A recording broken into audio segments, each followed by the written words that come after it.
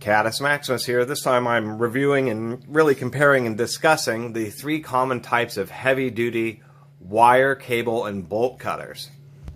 Part of the impetus for this video is to maybe dispel a few myths and also save some really nice tools from being used for inappropriate jobs. That really comes to these nice heavy-duty electrical cable cutters, which are only designed for cutting non-ferrous materials, i.e. aluminum and copper wire.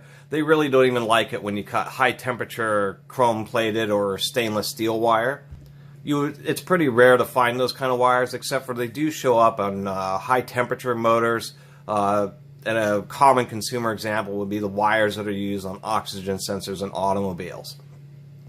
But oftentimes, and I've seen a dozen of these, where the jaws are absolutely ruined because they were cutting something as simple as tie wire. And really, these types of cutters are specifically for making nice, smooth, round cuts that are ready to go inside terminals. We obviously have bolt cutters, which are the traditional heavy-duty bolt cutter. These are 18-inch, just to be more in line with the size of the other cutters that we have, which are 24-inch versions. And then in the back we have a Swiss-made Felco, and these are heavy-duty steel cable cutters. These are what you use to cut steel rope, lifting cable, towing cable, winching cable, all that type of steel cable. You actually use really heavy-duty cutters, and what's surprising is in some aspects, proportionally for handle length, for length versus bolt cutters, these are often much more rigid and much heavier duty. They just don't have compound jaws. They use a lot of their rigidity just to make sure that there isn't any deflection, and the little cable wires don't want to get trapped in between the jaw halves. And that's due to the nature of their two-piece jaws, which slide together, versus bolt cutters, which just pinch. So hence, bolt cutters aren't the greatest for cutting wire, because lots of time, if it's solid core, it's just fine. If it's heavy duty power cable, we're not talking like heavy duty extension cord. What I mean is power cable such as what goes into your house or into a business, power distribution cable. Although these, used in the right situations, are great for a variety of cutting duties, such as using bolt cutters when you're working with heavier, maybe it's stranded wire, but it's just a heavy gauge with only a few strands. Oftentimes these can really make it pretty easy to deal with, and just a little bit of time and you can get the end fixed up pretty nice, especially on thicker gauge solid core conductors. These types of cutters don't work the best. So let's talk about these. These are a set of Thomas & Betts. I'll include the part number. These are 364 RFs, and they're made pretty nice. They're not rated electrically, but they still use fiberglass handles. That's part of that is because you don't need steel handles for the nature of these cutters. They're rated for, it says MCM 500, so I believe that is up to ½ inch, but I may be incorrect. Cheaper stores like Harbor Freight even have versions of these, but I always recommend a higher quality one just because you get really nice jaws. And of course, they're easily replaceable. They have the fiberglass is pressed into steel tubing that's just been flattened, but they are bolted onto the heads or onto the cutter head. These can be repaired. Now, as you can see, the jaws on these are very sharp. You obviously want to keep your fingers or anything well away from these when you're operating, because you wouldn't even feel it. They tend to get, obviously, when you cut anything hard, you get these dings and these really fine jaws. Now, they're thin and highly tapered, so they'll slice through a thick cross-section of cable nice and easily. The other situation, or excuse me, property about these, if this will focus, is that when you are cutting, it forms this circle, so it pinches from the outside towards the center and makes a really nice cut. And let me demonstrate. This is a 12 gauge, heavy duty power cable with extremely heavy gauge insulation. So this wire right here is probably 5/8 of an inch thick or so. And so the deal with using these, and this is a little awkward because these are so big. We'll get a little closer to the end. But the deal is when you cut just a big cable like this, it's really nice. It's super easy. It's not always perfect. These are starting to dull a little bit. But as we can see from the end that we cut, there we go. It kept it pretty round. The wire isn't heavily flattened and isn't mangled. And the issue with, say, using the bolt cutters is that the jars don't always come tightly together, and inevitably they have lots of dings in them, so they won't cut through all the little strands and wrapping in one nice motion. And so that's really why you want some high quality cable cutters, such as these Thomas & Betts. And so the other applications of these is any kind of soft cutting that you may need to do. These things for cutting tubing, cutting any type of synthetic rope or natural, any kind of fiber rope, they're just amazing. It's just a beautiful, nice, easy cut. And I didn't finish talking about the fiberglass handles. These don't have a specific electrical rating, but obviously because they have fiberglass handles, these style for cutting electrical cable provide you a little bit of extra peace of mind. You know that they're not electrically rated, but should there be any situation where the cable may be live, the types of wires that these are designed to cut can potentially run thousands of volts.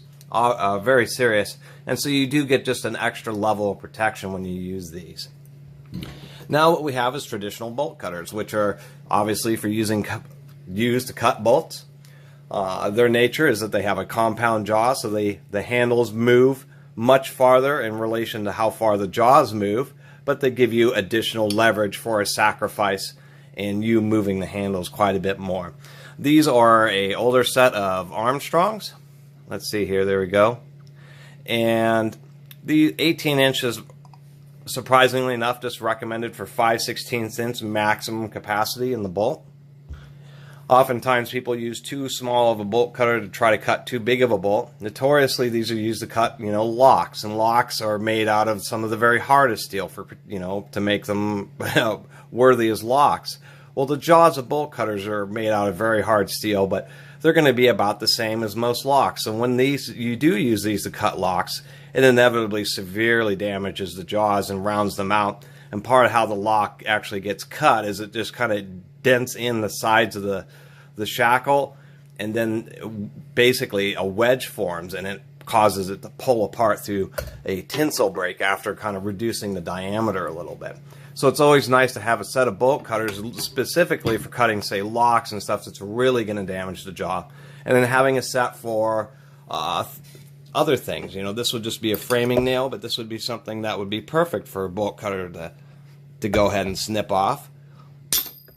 Trying to do something like that with just a pair of lineman's pliers or something would be just nearly impossible. If we get to zoom in, I think we can get an example of how these cut.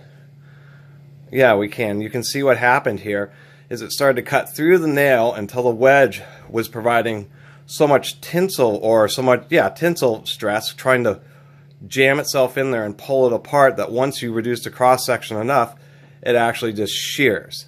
And that's pretty much how these do cut. You can even see that.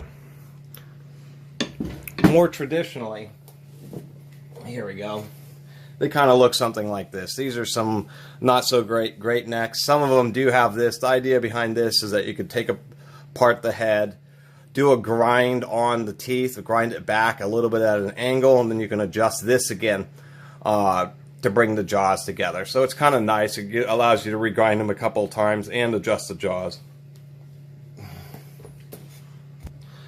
Now obviously bolt cutters are great for a variety of cutting situations, such as this aluminum tube. This tool will be just excellent for if we needed to cut the end of that off. Well, that's a little tougher than I thought. This has quite a cross section. There we go.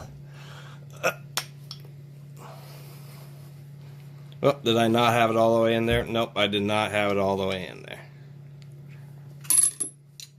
So that's the other advantage of bolt cutters, is because now you can cut all sorts of things that really you didn't think were quite as easy to cut. You wouldn't normally cut something round like a tube because you'd use a pipe cutter. But nonetheless, it allows you to have a nice strong tool where you can cut all sorts of steel rods and cut small pieces of rebar, etc. And of course, a classic style with these solid handles is always nice. Finally, we'll talk about heavy-duty steel cable cutters. These I do need to resharpen, but these are Felcos, and they're Swiss made, and they're kind of one of the standard as far as heavy duty steel cable cutters. And as you can see, to try to make them not weigh a ton, they use aluminum handles. They are forged aluminum handles, and then they have very heavy duty replaceable jaws. And I hope you can see in the camera here, but the thickness of these jaws is like 5/16 of an inch thick. And then you can see how wide they are down here, how much meat there is beyond the pivot of the center bolt. And if you compare that to even the bolt cutters, you think, wow, those are just amazingly overbuilt. The thickness of the jaws is actually thicker than they are on the 5/16 capacity 18-inch bolt cutters. But they're not compounded. They obviously have a very heavy-duty center bolt.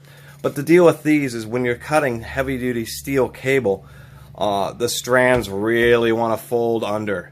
And so the idea with these, and let me zoom in just a little bit, is kind of like those Thomas and Betts, where they form a wedge and they draw the wire towards the center.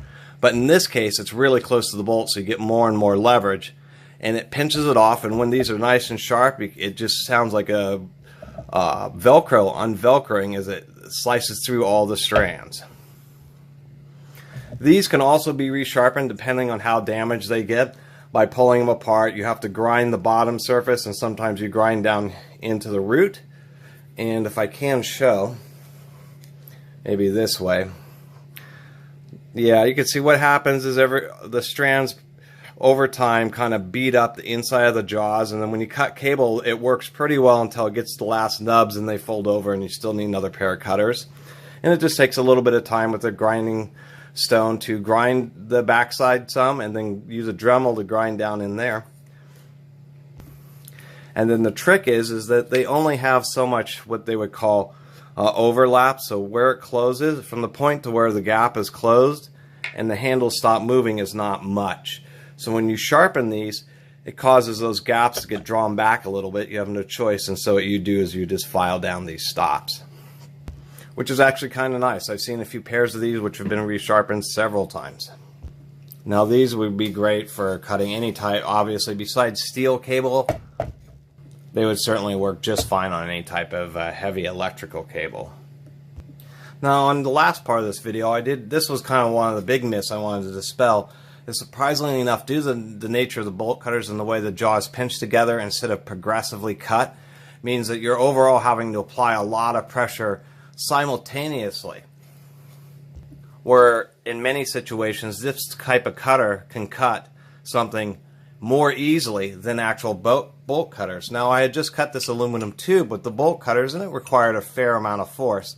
I'm going to go ahead and do the same operation with these Felcos, and we'll see how that goes. Have to put a bit of force to get it started.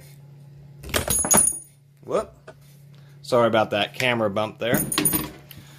Once I got it, just got the cut started, it just immediately cut all the way through it with a whole lot less effort than the bolt cutter. And as you can see, what happened here, if I had the correct side, is that as it started to pinch, it started to progressively cut it, and then as that kind of cut started, that provided a weak point for the jaws just to slice the rest of the way through, and made short work of it. And you can see from the shape that it kind of made a trapezoidal shape in the tube, rather than just completely crushing it like the bolt cutters did.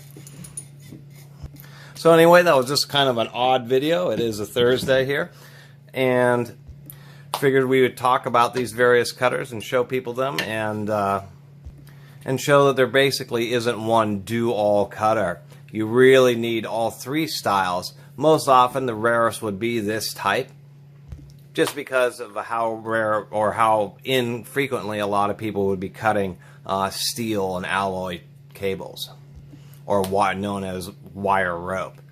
The other two styles, obviously the bolt cutter is most common, but really even when Harbor Freight has some of these nice heavy-duty electrical wire cutters, definitely recommend them. They're probably one of the most used tools that you'll have whenever you're doing cutting once you do possess them, just because of how nice the cuts they make. Anyway, I'll stop rambling here.